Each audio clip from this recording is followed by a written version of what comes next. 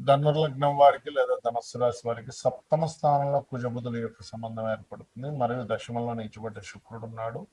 ఈ గ్రహస్థితి వల్ల మీకు కలిగే ఫలితాలు, ఏ దేవతారాధన చేయాలి, ఎటువంటి విషయాల పట్ల మీకు జాగ్రత్తగా ఉండాలి, మరియు దేశకాల పరిస్థితులు ఎటువంటి ఫలితాలు జరగనున్నాయి అనేటువంటి అంశాలు చెప్తుంది నేనైనప్పటికీ చెప్పిస్తుంది సాక్షాత్ లలిత అమ్మవారిగా భావిస్తూ ఆ లలితాంబిక అమ్మవారి యొక్క అనుగ్రహం మీకు పరిపూర్ణంగా కలగాలని మనస్ఫూర్తిగా కోరుకుంటూ, ఇక్కడ గమనించినట్లయితే ఈ కుజుడు బుధుడు కలిసి సప్తమ స్థానంలో ఉన్నందుకు ఇష్టపడిన వారిని వివాహం చేసుకోవాలనేటువంటి విషయంలో, అంటే లవ్ మ్యారేజెస్, ప్రేమించిన వారిని వివాహం చేసుకున్నాం అనుకుంటాం, అటువంటి విషయాల్లో కొంత ఘర్షణ వాతావరణం, స్ట్రెస్ పెరగనున్నాయి. కాబట్టి ఈ యొక్క విషయాల్లో కాస్త జాగ్రత్తగా మీరు డీల్ చేయాలి. కేవలం వివాహమే కాకుండా పార్ట్నర్షిప్స్, జీవిత భాగస్వామి, ఇన్వెస్ట్మెంట్స్ విషయంలోని పార్ట్నర్తో కలిసి ఇన్వెస్ట్మెంట్ చేసేటప్పుడు, లేదా మీకు ఎవరైనా పార్ట్నర్స్ ఇన్వెస్ట్మెంట్ పెడతానన్నప్పుడు వాళ్ళు ఎలాంటి వారు ఏంటనేది కూడా చూసుకోవాల్సిన పరిస్థితి. మరియు దీంతో పాటు దశమంలో శుక్రుడు నీచ స్థానంలో ఉంటూ కుజుడు దృష్టి ఉంది. అంటే ఇక్కడ వ్యాపారం ఒక్కటే కాకుండా ఉద్యోగంలో మీరు జాయిన్ అయ్యే విషయంలోని కొంతమంది చేస్తున్న ఉద్యోగంలోనే కొంతమంది స్త్రీమూర్తుల వల్ల లేకపోతే ఎవరి వల్ల ఇదంతా ఏంటంటే పూర్వజన్మ కర్మలో ఉంటుంది, వాళ్ళతో వీళ్ళు ఇబ్బంది పడాలని. అది పాస్ట్ లైఫ్లో వేసుకున్న కర్మ ఆ రూపంలో వస్తూ ఉంటుంది అనమాట. ఏ ప్రయత్నము చేయకుండా అప్రయత్నంగా ఏదైనా గొడవ జరిగిందన్నా అది దాని యొక్క రిజల్ట్ యొక్క ఫలితము, గుర్తుపెట్టుకోండి. అలాగే మరొక విషయం ఏంటంటే ఇక్కడ ఈ దశమ స్థానంలో శుక్రుడు ఉన్నందుకు ఏదైతే లోన్స్ తీసుకుంటూ ఉంటారో మరియు ఉద్యోగంలో చేసేటువంటి ప్రయత్నాల విషయంలో, ఉద్యోగ విషయంలో కాస్త జాగ్రత్త వహిస్తూ ఉండాలి, గుర్తుపెట్టుకోండి. ఇక మీరు నిత్యము చేయవలసినటువంటి దేవత ఆరాధన ఏంటి అని చెప్పి చూసుకున్నట్లయితే మీరు నిత్యము చేయవలసింది నరసింహస్వామి యొక్క ఆరాధన చేయండి. మరియు నవగ్రహాల్లో ముఖ్యంగా బుధ, కుజ, శుక్ర గ్రహాల దగ్గర దీపారాధన చేయడము, రావి చెట్టు చుట్టూ ప్రదక్షిణాలు చేయడం చేయండి, అన్ని విధాలు బాగుంటుంది. అయితే ఈ కుజబుధులు ఫస్ట్ వీక్లో కలుస్తున్నారు కాబట్టి, అంటే దాదాపుగా 2-3 తారీఖుల నుంచి మనకి కుజుడు ఇందులోకి వెళ్తాడు. 2వ తేదీకి ఆల్రెడీ శుక్రుడు నీచబడుతున్నాడు. ఇలా ఉన్నందుకు ఏంటంటే ఒకటి దేశకాల పరిస్థితుల్లో మనకు మొన్న ఢిల్లీలో జరిగినటువంటి సేమ్ అలాంటి సంఘటనే మరలా ఢిల్లీలో మళ్ళీ సేమ్ రిపీటెడ్గా కొంత గొడవలాగా రావడం, మొన్న జరిగినటువంటి ప్రొటెస్ట్ లాంటివి. అది మాత్రం ఎక్కువ రోజులు ఉండకుండా, ఎందుకంటే 2 గ్రహాలు తక్కువ కాలం కలిసి ఉంటున్నాయి కాబట్టి తక్కువ కాలంలో మళ్ళీ అది రిజల్ట్ వెంటనే మారిపోవడం అనేది జరుగుతుంది, గుర్తుపెట్టుకోండి. అయితే ఇక్కడ మనకి రాహు వెళ్ళి కుజ నక్షత్రంలో కూడా ఉంటున్నాడు. అంటే అంతర్గతంగా కొన్ని శక్తులు కూడా ప్లాన్స్ వేస్తూ ఉంటాయి ఈ కుజ నక్షత్రంలోకి రాహు వెళ్తుండడం వల్ల, గుర్తుపెట్టుకోండి. అంటే బయటికి కనబడదు కానీ అంతర్గతంగా లోపల దేశాన్ని ఏదైనా చేద్దాం అనేటువంటి కొన్ని శక్తులతో ఇబ్బంది అనేది రానుంది అనేటువంటిది కూడా గోచారం చెప్తుంది. మరొక విషయం ఏంటంటే, మరి మనం చెప్పుకున్నాం ఏమండి కుజబుధులు కలిస్తే సర్పదోషము అని. మరి సర్పదోషం గనక రకరకాల వాటిలో ఉంటుంది. సర్పదోషం అనేటువంటిది ఎలా అంటే చూడండి, ఈ కుజుడు బుధుడు లేదా శని కుజుడు, కుజుడు Rahu, Ravi Rahu, Rahu is equal to సర్పదోషము ప్లస్ పితృదోషం కూడా. అలాగే అదేవిధంగా శని కేతువులు, ఇలా ఒక్కొక్క సర్పదోషము ఒక్కొక్క రిజల్ట్ ఇస్తూ ఉంటుంది ఒక్కొక్క భావంలో ఉన్నప్పుడు. మీకు పర్టికులర్గా కుజబుధులు సర్పదోషం ఉన్నప్పుడు ఏమవుతుందంటే, ఎవరికైనా పర్సనల్ చాట్లో ఉన్నప్పుడు రిలేషన్స్ మీద దెబ్బ కొడుతుంది. అంటే రిలేటివ్స్తో ఎప్పుడూ కూడా ఏదో ఒక గొడవ, ఏదో ఒక ఘర్షణ, రిలేషన్స్ సరిగ్గా ఉండలేకపోవడం, మీరు బాగున్న అవతల వాళ్ళు బాగోకపోవడం, అవతల వాళ్ళు బాగున్న మీలో ఏదో తెలియని ఒక ఘర్షణాత్మకమైనటువంటి స్థితి కలగడం అనేటువంటిది ఇస్తూ ఉంటుంది.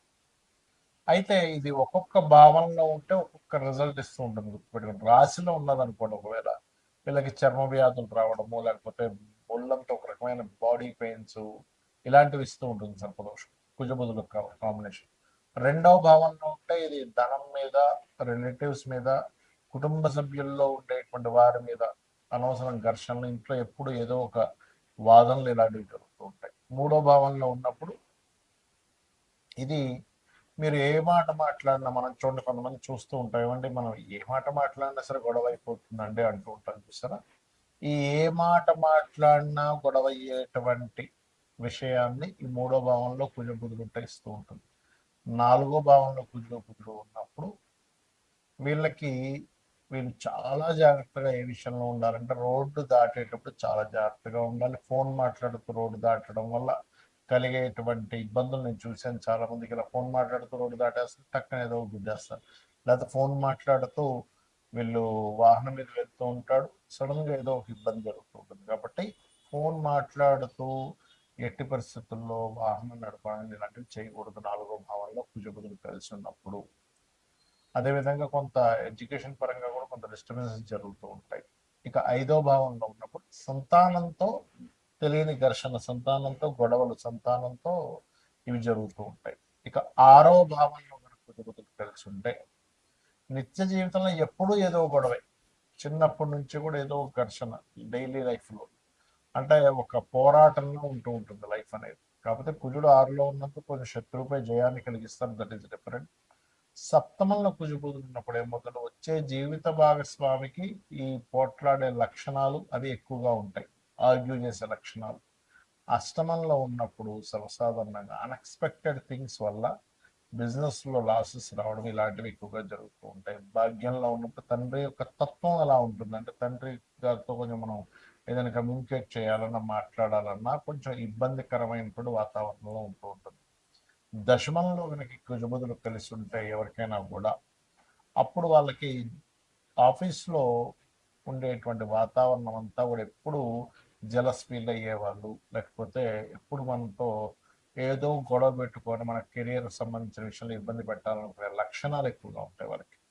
అదేవిధంగా లాభస్థానంలో ఉన్నప్పుడు లాభాన్ని సంపాదిస్తాడు, పోటీ పరీక్షలు రాణిస్తాడు. కానీ ఇక్కడ వ్యాపారంలో మాత్రం కాంపిటేటర్స్, శత్రువులు పెరుగుతూ ఉంటారు. 12వ భావంలో ఉన్నప్పుడు ఏమవుతుంది అంటే పర్టికులర్గా ఇన్వెస్ట్మెంట్స్ చేసేటువంటి అంశాలలో, వివాహ జీవితం మీద, విదేశాలకు వెళ్ళేటువంటి అంశాల మీద, విదేశాలకు వెళ్ళి అక్కడ ఇబ్బంది పడడం జరుగుతూ ఉంటుంది. మరి ఈ సర్పదోషం ఇలా ఏర్పడినందుకు ఏం చేయాలి అంటే చాలా సింపుల్గా ఏం లేదు. మనకి గోచారంలో జరిగినప్పుడు అందరికీ వర్తిస్తుంది, అందరూ కూడా ఈ అనవసరమైన గొడవలు ఇట్లాంటికి గురవుతూ ఉంటారు. కాకపోతే రావి చెట్టు చుట్టూ ప్రదక్షిణాలు చేయడం, రావి చెట్టు కింద ఉన్నటువంటి సర్పాలకి పసుపు కుంకుమ గంధం కలిపిన వాటర్ వేయడం, ఇవి ఎక్కువగా చేయాలి. ఇవి గనక చేసినట్లయితే ఖచ్చితంగా అనవసరమైన గొడవలు, చర్మ వ్యాధులు, లేకపోతే ఫ్రెండ్స్తో వచ్చేటువంటి మోసాలు, ఫ్రెండ్స్ వల్ల కలిగేటువంటి ఫలితాలు ఇట్లాంటివన్నీ కూడా చాలా అంటే చాలా మటుకు తగ్గుతాయి. అయితే ఇక్కడ ఈ కుజబుధులు కలిసి ఉన్నప్పుడు ఉండే ఒక ప్లస్ ఏంటంటే వీళ్ళకి మంచి వాగ్దాటు ఉంటుంది, మంచి వాయిస్ ఉంటుంది, చాలా బాగా సమర్థవంతంగా ఆర్గ్యూ చేయగలుగుతారు, ఎక్కడ కూడా వెనక్కి తగ్గరు. వీళ్ళు లాయర్లు అయినట్లయితే చాలా బాగుంటుంది. లాయర్లు కొన్నిసార్లు చూడండి, కొన్ని అంటే మధ్యవర్తిగా వెళ్ళి కొన్ని మాట్లాడి సెట్ చేస్తుంటారు. అటువంటి విషయాల్లోని చాలా చాలా చాలా బాగుంటుంది. అయితే ఈ కుజబుధుల కాంబినేషన్ ఉన్నప్పుడు ఎక్కువగా కుజ బుధ గ్రహాల దగ్గర దీపారాధన చేయడము, విష్ణు సహస్రనామాలు శ్రవణం కానీ పఠనం కానీ చేయడము, లేనట్లయితే లక్ష్మీ నరసింహస్వామి యొక్క ఆరాధన చేయడము, రెగ్యులర్గా మీరు ఆంజనేయ స్వామి యొక్క ఆలయాలకు వెళ్ళడం ఎక్కువగా చేస్తున్నారు. అలా గనక చేసినట్లయితే ఖచ్చితంగా బాగుంటుంది, అందులో ఎటువంటి సందేహము లేదు, గుర్తుపెట్టుకోండి.